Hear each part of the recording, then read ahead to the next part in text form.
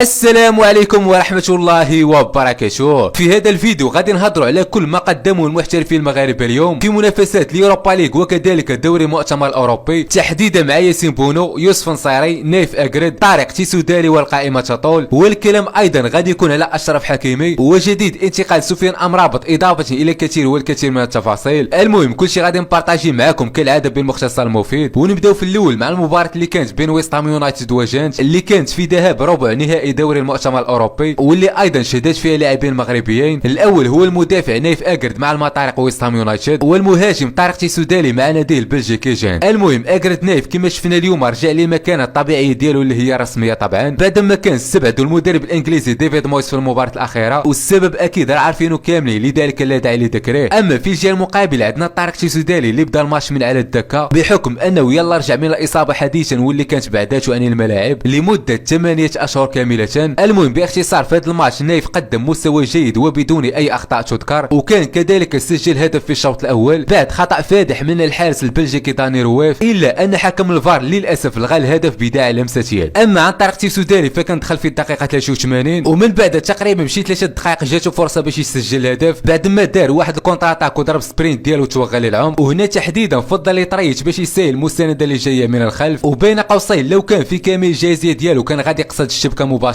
المهم تيسودالي هنا لعب الباس مع زميله في الفريق، واللي هي نفس اللحظه اللي المغرب خلق راسو المساحه وطلب الكره، واللي في اخر المطاف كيتوصل بها الا ان التسديده ديالو ما كانتش مركزه تماما. وهنا اوتوماتيكيا غادي تعرف ان تيسودالي طارق مازال ما رجعش الجاهزيه والاحساس ديالو بالملعب، وهذا امر طبيعي جدا لانه ماشي سهل تغيب عن الملاعب لمده 8 اشهر كامله، وفقط هي مساله وقت ليس الا وغادي يرجع تيسودالي اللي كنعرفوه مع توالي المباريات طبعا. المهم تقييم اكرد في هذا الماتش هو 6.8، اما تيسودالي فاخذ 6.6. ودابا الان دوزو لمباراه اشبيليه ومانشستر يونايتد، واللي شهدت اخيرا عوده المغرب ياسين بونو الى التشكيله الاساسيه، وبين قوسين كانت اخبار منذ 4 ايام تقريبا اللي كانت كتقول ان بونو فعلا غادي يبدا هذا الماتش. المهم المدرب خوسي لويس مينديلبار كيبان لنا انه عرف بان الحارس السربي ماركو ديمتروفيتش ما غاديش يقدر على هاد الماتشات الكبار، لذلك استعان بالمغربي ياسين، او بمعنى اصح كان خايف على الحارس المفضل لديه اللي يتشوه في هذا الماتش، لانه بكل امانه ديمتروفيتش بحال هاد الماتشات ما غاديش يقدر على هاد الريتم العالي. وكاين احتمال اخر والله اعلم، وهو المدرب مينديلبار ناوي يلعب لينا ياسين بونو في اليوروبا ليغ وماركو ديمتروفيتش في الدوري الاسباني، وبين قوسين هذا توقع شخصي فقط. على العموم كما شفنا وللاسف نفس السيناريو بالملي كيتعاود، دفاع كارثي بكل ما تحمله الكلمه من مقاييس، مثل الهدف الاول اللي كتشاهدوا حاليا. شوفوا مانشستر يونايتد كيفاش كتدوز الكره من العمق وبسهوله كبيره جدا، وخلاو لك المهاجم فاس فاس مع الدولي المغربي ياسين بونو، واللي هذا الاخير للامانه ما عنده ما يدير، لانه اصلا من قبل عيا ما يجبد لهم كواري كما كتشاهدوا حاليا، وكذلك تحمل الكثير والكثير من اخطاء المدافعين، ولكن في الاخير كما عارفين الله غالب. وبالمناسبه حتى الهدف الثاني اللي تسجل على ياسين بونو طبق الاصل ديال الهدف الاول. عموما ياسين بونو قلناها مرارا وتكرارا بانه لابد يخوي نادي الاندلسي في اقرب وقت ممكن. اما عن يوسف نصيري فاليوم ما بداش كاساسي، وحسب تصريح المدرب مينديلبار قال انه مجهد بزاف بدنيا، ويمكن هذا هو السبب اللي ما خلاناش نشوفوه اليوم كاساسي. ولكن اللهم بارك فاش دخل في الشوط الثاني تحديدا في الدقيقه 66 حرك خط الهجوم وبلبلك الدفاع بالكامل، حتى قدر يجيب هدف التعادل واللي كان في الدقيقه الثانيه بعد 90 بعد لا ديطونت خياليه ديال بصح، ارتقاء صراحه خرافي وكل شيء يقول ما شاء الله، ثم بضربه راسيه كان يحطها في الجهه اليسرى ديال الحارس، الا انها كتصادم بالمدافع ماغواير، ولكن واخا هكاك الحظ لعب مع نصير وتسجل هدف التعادل واللي كان في الدقائق الاخيره من المباراه، وسط فرحه هيستيريا هيتشكوكيه من المهاجم المغربي يوسف نصيري، واللي بالمناسبه كاينه اخبار في اسبانيا كتقول ان القيمه التسويقيه ديالو حاليا غادي توصل الى 40 مليون يورو. عموما ما شاء الله على نصيري كما قلنا مرارا وتكرارا انه من بعد كاس العالم هو غادي في خط تصاعدي اللهم بارك. اما التقييم ديالو فتحصل على 7.2، اما ياسين بونو فاخذ 6.6. والان انتقل مباشره الى الدولي المغربي الاخر سفيان امرابط، وللامانه ما تفرج في الماتش ديالو بحكم ان المباريات كانوا في نفس الوقت، ولكن سفيان لعب المباراه كامله وتحصل على تقييم 6.8. وبمناسبه سفيان امرابط فكاين عليه بعض الاخبار، فمبدئيا في السابق تكلمنا على ان النادي برشلونه مهتم بالتعاقد معاه، بل وهناك اجماع من الاداره على اللاعب المغربي، والمصدر انذاك كان هو موقع ريليفو، كنا هضرنا على هذا الموضوع بالتفصيل، وهذا الشيء ايضا اللي اكدته صحيفه سبور بتاريخ 12 من هذا الشهر، واللي عنونوا الخبر بان ليفربول ينافس برشلونه على امرابط، بحيث هاد الناديين بجوج بهم باغيين ينتدبوا لاعبين في خط الوسط. المهم برشلونه راه عارف القصه ديالها كامله. اما بخصوص النادي الانجليزي فهاد الصحيفه قالت بان نادي الريس ليفربول كيفكر جديا في تقديم عرض مغري اللي ضم المغربي امرابط في الصيف المقبل، ولكن غادي يواجهوا منافسه شرسه من نادي برشلونه اللي هما مهتمين كذلك باللاعب. وبين قوسين حنايا كاملين عارفين بان ليفربول كانت في الانتقال الشتويه الماضيه مهتمين بالدولي المغربي سفيان، ولكن الجديد او بمعنى اصح اللي خلى عاوتاني النادي الانجليزي يرجع حاليا يفكر في امرابط وهو انهم سحبوا من سباق التعاقد مع الانجليزي جود بيلينغهام بسبب ارتفاع سعره. وهذا الخبر كما كتشوفوه من موقع سكاي سبورت بتاريخ 12 من هذا الشهر. لذلك الريز ليفربول وجهوا البوصله ديالهم الى امرابط، ولهذا الاخير كما عارفين كاملين بانه كيميل اكثر الى نادي برشلونه. وعلى المستوى الشخصي كنتمنى ليه ينتقل الى الدوري الانجليزي بحكم ان اللعب ديالو بدني من الدرجه الاولى واللي غادي يلائم كثيرا البريمير ليغ اللي الحكام ديالها كما عارفين كيقبلوا الالتحامات البدنيه القويه في اطارها القانوني طبعا عكس الدوري الاسباني تماما. عموما الخيار في الاول والاخير كيبقى لامرابط سفيان، واللي اكيد كمغاربه كنتمناو ليه التوفيق باذن الله. ونختموا الان مع واحد التنويه او توضيح لبعض الاخبار اللي خرجت على اشرف حكيمي اللي كانت في الساعات القليله الماضيه، واللي كتقول انه كتب كل املاكي باسم والدته باش يتفادى زعما ما يعطي حتى شي سنتيم للزوجه السابقه ديالو هبه. فببساطه داكشي كامل مجرد اشاعات واخبار زائفه كاذبه غير صحيحه بتاتا بتا، مصدر وسلوكيه هوهو